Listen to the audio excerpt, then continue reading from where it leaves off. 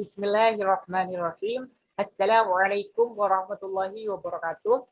Sebelumnya, perkenalkan nama saya Dodi Febriansyah dengan NIM 2138341010. Di sini saya akan membahas terkait maksimalisasi laba dan peramalan penjualan. Tugas ini disusun dalam rangka memenuhi tugas mata kuliah penganggaran yang diampu oleh Bapak Salehuddin LC.MM.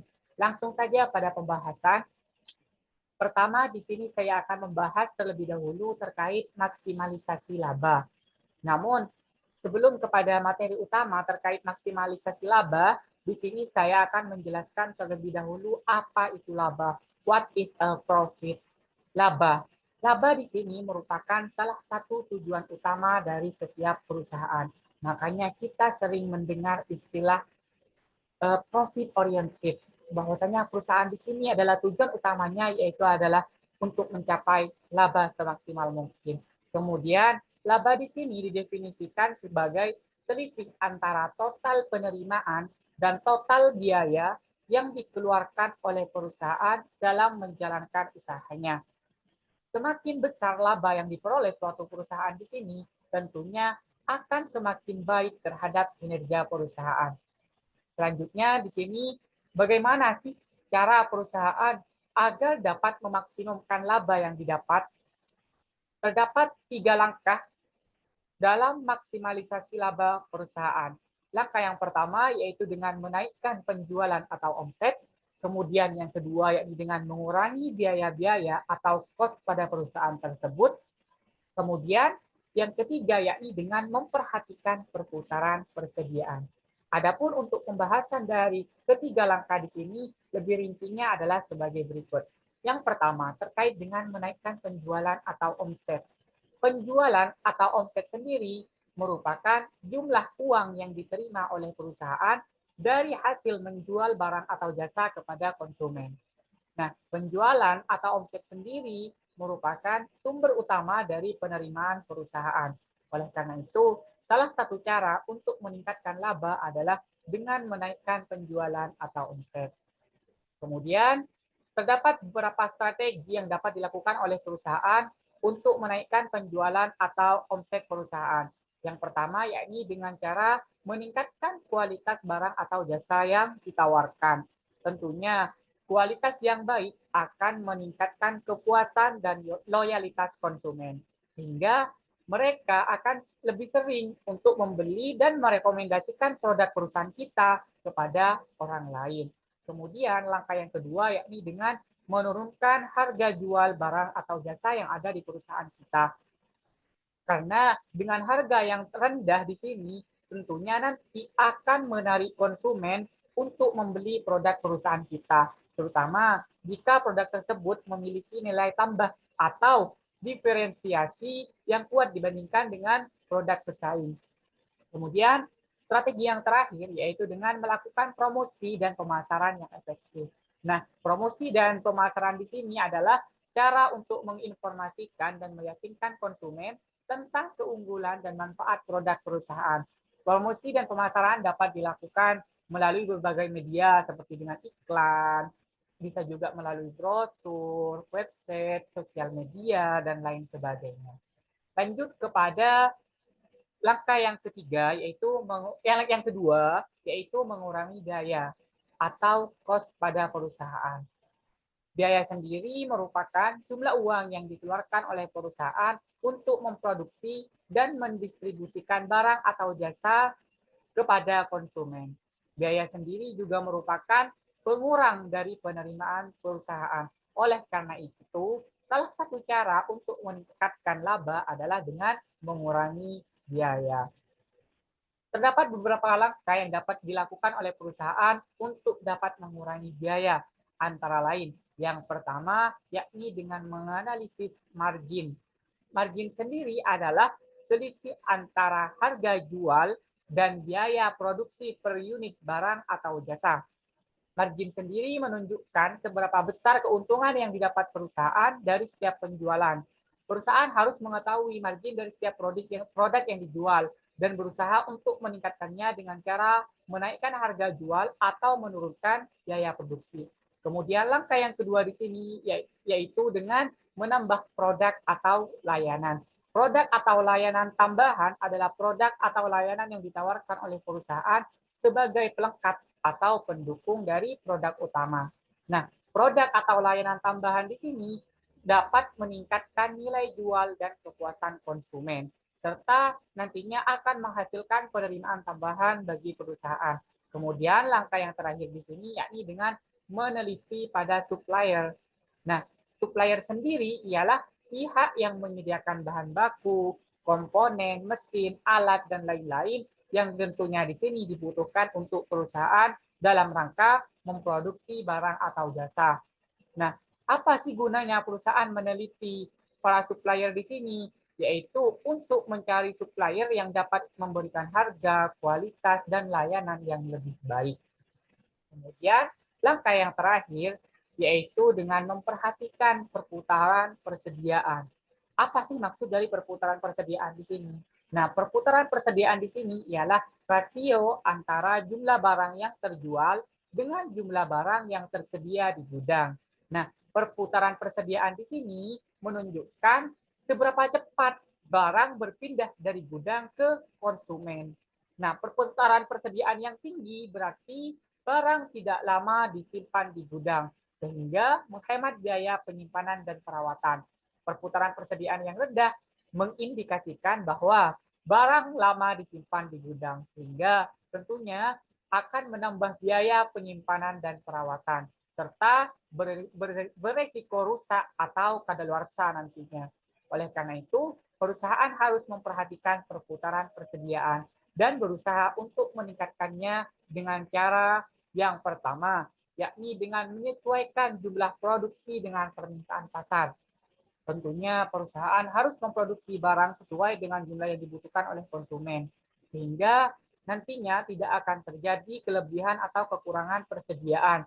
Kemudian yang kedua yaitu dengan melakukan pengendalian kualitas.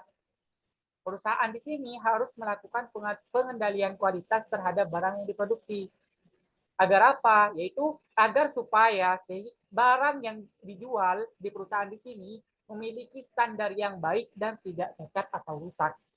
Kemudian cara yang terakhir yakni dengan melakukan pengelolaan gudang. Nah, perusahaan di sini harus melakukan pengelolaan gudang yang baik sehingga nantinya barang yang disimpan dapat diatur dengan rapi dan mudah dicari. Perusahaan juga harus melakukan inventarisasi secara berkala sehingga dapat mengetahui jumlah dan kondisi barang yang ada di gudang. Lanjut kepada materi selanjutnya, yaitu terkait menghitung laba maksimum perusahaan. Nah, apa sih laba maksimum itu sendiri? Laba maksimum ialah laba tertinggi yang dapat dicapai oleh perusahaan dengan mempertimbangkan faktor-faktor yang mempengaruhi laba, seperti penjualan, biaya, dan perputaran persediaan. Lantas, seperti apa sih rumus untuk mencari laba yang maksimum? Nah, laba yang maksimum di sini dirumuskan dengan P sama dengan TR minus TC, di mana P di sini merupakan laba maksimum, TR di sini merupakan total penerimaan, di mana total penerimaan di sini diperoleh dari harga jual dikali jumlah barang yang terjual, sedangkan TC di sini merupakan total biaya, di mana total biaya di sini diperoleh dari biaya tetap ditambah biaya variabel, kemudian dikalikan dengan jumlah barang yang terjual. Nah, berdasarkan rumus tadi, maka perusahaan dapat dikatakan memperoleh laba jika nilai P-nya positif, atau dengan kata lain, P-nya lebih dari 0, di mana TR-nya lebih besar dari TC. Kemudian, lanjut pada materi berikutnya, terkait dengan peramalan penjualan. Nah, apa sih yang dimaksud dengan peramalan penjualan itu sendiri? Peramalan penjualan atau yang lebih dikenal dengan forecast penjualan merupakan perkiraan penjualan pada suatu waktu yang akan datang dalam keadaan tertentu dan dibuat berdasarkan data yang pernah terjadi dan atau mungkin akan terjadi. Jadi, peramalan penjualan di sini nantinya menggunakan data-data masa lampau yang akan digunakan untuk melakukan forecast penjualan.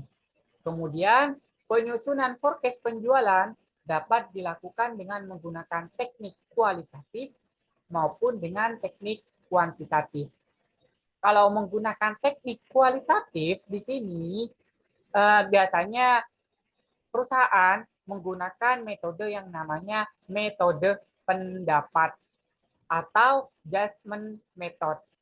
Kemudian sumber pendapat yang dipakai di sini berasal dari bisa berasal dari pendapat salesman, pendapat manajer pemasaran, dan pendapat para ahli atau survei konsumen. Kemudian, adapun forecast penjualan yang dibuat secara kuantitatif umumnya oleh perusahaan dilakukan dengan menggunakan metode statistik. Tetapi dapat juga perusahaan di sini dengan menggunakan metode pendapat atau dengan metode khusus seperti metode analisis industri, analisis product line, dan analisis penggunaan akhir. Kemudian di sini tentunya juga penting dibahas terkait dengan hubungan peramalan dan perencanaan penjualan. Ingat ya, bahwasannya antara peramalan dan perencanaan penjualan itu beda, tetapi keduanya memiliki hubungan. Bagaimana sih hubungan peramalan dan perencanaan penjualan? Nah, peramalan di sini bukan merupakan rencana, sebagaimana yang saya ungkapkan tadi. Peramalan di sini ialah tentang apa yang akan terjadi pada waktu yang akan datang. Sedangkan rencana merupakan penentuan apa yang akan dilakukan pada waktu yang akan datang. Seperti itu. Nah, peramalan penjualan menjadi suatu alat yang dapat mempengaruhi manajer dalam membuat perencanaan penjualan. Dalam rencana penjualan di sini, perusahaan memasukkan keputusan manajemen berdasarkan hasil ramalan, masukan lain, dan kebijakan manajemen tentang hal yang berkaitan, misalnya di sini tentang volume penjualan, harga, usaha penjualan, produksi, dan biaya-biaya. Lanjut, adapun pemilihan cara yang dipakai untuk forecast penjualan di sini dipengaruhi oleh berbagai faktor yang mencakup beberapa hal sebagai berikut. Yang pertama, yaitu terkait dengan sifat produk yang dijual. Kemudian faktor selanjutnya yaitu terkait metode distribusi yang dipakai, yaitu metode distribusi langsung ataupun tidak langsung. Kemudian yang ketiga faktornya yaitu besarnya perusahaan dibandingkan dengan pesaing-pesaingnya. Kemudian faktor yang keempat yaitu tingkat persaingan yang dihadapi. Dan yang terakhir yaitu data historis yang tersedia. Lanjut kepada metode peramalan penjualan. Pada penjelasan kali ini saya akan membahas terkait dengan metode peramalan penjualan khususnya pada metode statistik method. Nah, apa sih statistik method itu? Metode statistik itu apa? Nah, metode statistik atau statistik method di sini merupakan suatu metode peramalan yang didasari dari perhitungan statistik atau matematika. Kemudian, metode statistik yang digunakan pada penjelasan kali ini yaitu saya menggunakan metode time-least square atau metode kuadrat terkecil. Metode time-least square di sini merupakan salah satu metode berupa data direct berkala atau time series yang mana dibutuhkan data di masa lampau untuk melakukan peramalan penjualan di masa mendatang sehingga dapat ditentukan hasilnya.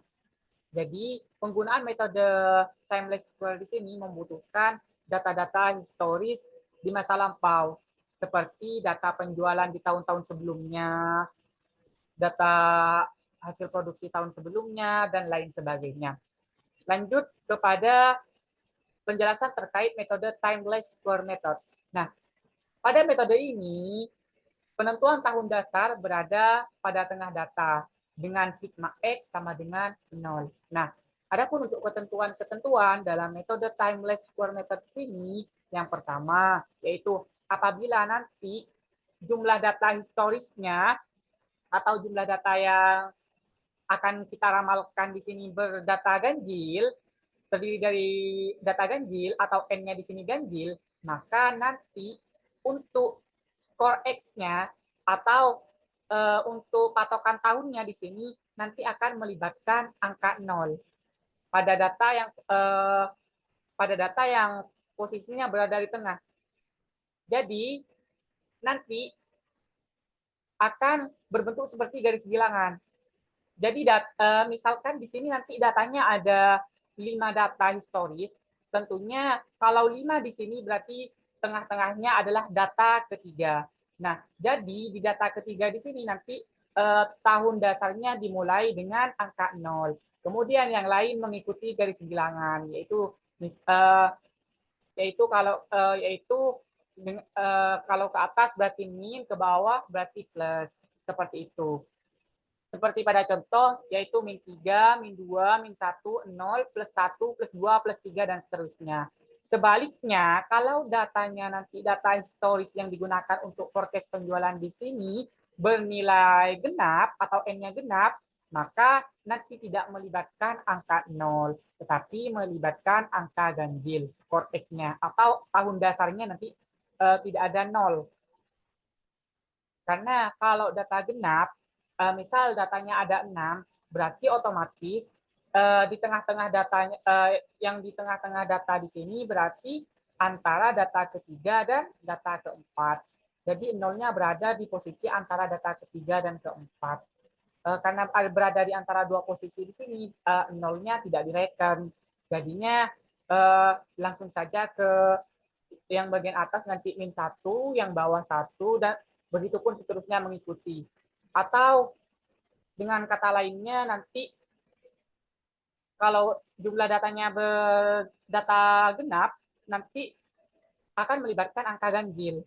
Seperti sebagaimana yang terpapar di PPT saya, yaitu min 7, min 5, min 3, min 1, plus 1, plus 3, plus 5, plus 7, dan seterusnya.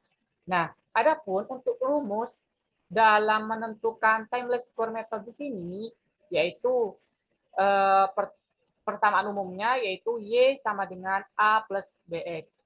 Dengan A di sini, cara mencarinya yaitu dengan A di sini yaitu sigma Y per N, kemudian B di sini sama dengan sigma XY per sigma X kuadrat. Nah, untuk lebih jelasnya terkait dengan timeless square method di sini, langsung saja kita pada penerapan contoh soal untuk lebih memahaminya. Nah, adapun untuk soalnya yaitu Pak Amir adalah seorang manajer penjualan CV Gava Media.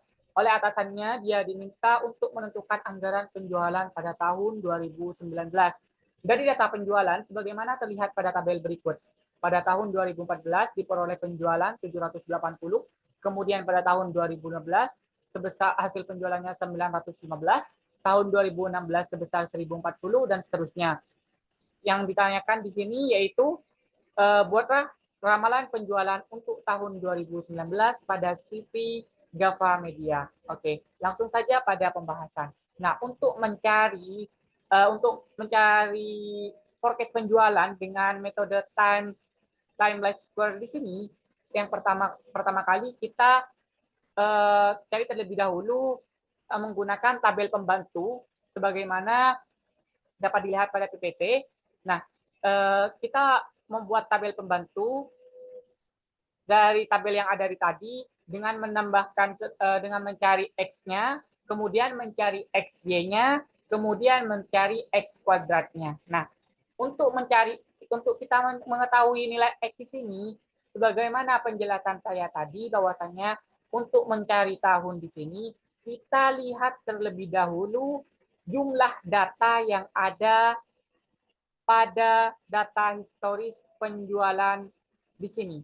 Nah, telah kita ketahui di sini bahwasannya data penjualan yang ada di sini yaitu berjumlah 1, 2, 3, 4, 5. Berjumlah 5. Dari tahun 2014 ke tahun 2018 berarti terdapat 5 data. Nah, karena angka 5 di sini ganjil, berarti untuk nilai tengahnya di sini berarti kan angka 3. Data ketiga. data ketiga di sini berarti pada tahun 2016. Nah, karena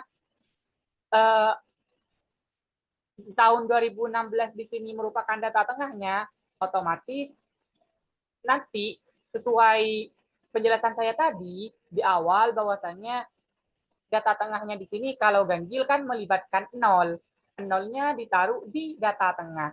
Jadi untuk mencari tahun dasar di sini, nolnya ditaruh di data ketiga, yaitu pada tahun 2016. Adapun untuk yang lain mengikuti garis bilangan. Yang ke atas berarti min, yang di bawah, yang ke bawah positif. Nah, jadi untuk tahun 2014 berarti min 2, untuk tahun 2015 min 1, kemudian untuk 2016 sebagaimana tadi 0, kemudian pada tahun 2017 1, pada tahun 2018 yaitu 2. Nah, kemudian untuk mencari XY di sini berarti X dikali Y. Nah, kita cari X dikalikan dengan Y. Nah, oke. Untuk X-nya sendiri pada tahun 2014 sebesar 2. Oke, sebesar 2. Sedangkan Y-nya sebesar 780. Min 2 dikalikan dengan 780 hasilnya yaitu min 1560. Nah, untuk mencari X kuadrat berarti X kali X. X-nya tadi kan min 2. Min 2 kuadrat atau min 2 kali 2 sama dengan 4. Kemudian pada tahun 2015 diketahui bahwasannya Y-nya sama dengan 915 dan X-nya sebesar min 1. Sehingga untuk X kali Y berarti min 1 kali 915 sama dengan min 915. Untuk X kuadrat sendiri, X-nya min 1, maka min 1 kuadrat sama dengan 1. Begitupun seterusnya sampai ke bawah. Nah, setelah kita hitung dan kita ketahui X, XY, dan X kuadratnya, maka kita jumlah. Nah, adapun untuk setelah dihitung semua, menghasilkan jumlah Y-nya sebesar 5.610, untuk tahunnya sendiri 0, kemudian untuk XY yaitu 1.900, dan untuk X kuadrat sebesar 10. Nah, setelah kita membuat tabel pembantu ini dan menghitung X, XY, dan X kuadratnya, kita lanjut ke persamaan yang di sini, yang A. Nah, untuk mencari A tadi di rumus, bahwasanya untuk mencari A rumusnya yaitu A sama dengan sigma Y per N. Nah, sigma Y di sini kan jumlah Y. Jumlah Y-nya tadi berapa? Jumlah Y-nya yaitu 5.610. Kita masukkan ke sini. Kemudian N. N di sini apa? N adalah banyaknya data historis. Banyaknya data historisnya berapa? Ada 5. Dari tahun 2014 sampai tahun 2018 berjumlah 5. Sehingga 5.610 dibagi 5 sama dengan 1.122. Kemudian kita lanjut mencari nilai B. B sendiri dirumuskan dengan sigma XY dibagi sigma X kuadrat. Nah, sigma XY-nya berapa? Jumlah XY-nya yaitu 1.900. 1.900 kita taruh ke sini. Kemudian sigma X kuadratnya berapa? Kita lihat sigma X-nya di sini yaitu 10. Kita masukkan 10 di sini, kemudian kita hitung 1.900 dibagi 10 sama dengan 190. Nah, setelah kita mencari A dan juga mencari B, kita lanjut ke masukkan persamaan yang awal tadi, persamaan dasarnya, yaitu kita masukkan ke Y sama dengan A plus BX. Oke. Kita masukkan, tadi A-nya kita memperoleh 1.122, kemudian kita memperoleh B-nya sebesar 190. Nah, sehingga persamaannya menjadi Y sama dengan 1122 plus 190X. Kemudian, maka untuk peramalan penjualan di tahun 2019 sebesar berapa? Nah, kita hasil dari persamaan tadi kita turunkan lagi, yaitu Y sama dengan 1122 ditambah 190X. Kita turunkan saja yang 1122, kemudian ditambah 190. Nah, X-nya berapa? Nah, untuk X di tahun 2019 tentunya kelanjutan dari yang tahun 2018. Nah, kan ini mengikuti garis bilangan. Nah, setelah angka 2 berarti kan angka 3. Jadi X untuk tahun dasarnya di tahun 2019 sebesar 3. Nah, sehingga diperoleh 1122 ditambah 190 dikali 3 yaitu 570. Hingga totalitas antara 1122 ditambah 570 sama dengan 1692. Nah, dari sini dapat diketahui bahwasannya besar peramalan anggaran penjualan untuk tahun 2019 dengan menggunakan metode timeless square adalah sebesar 1692 unit. Terima kasih. Mungkin itu yang dapat saya sampaikan. Kurang lebihnya mohon maaf. Wabillahi taufiq wal hidayah. Wassalamualaikum warahmatullahi wabarakatuh.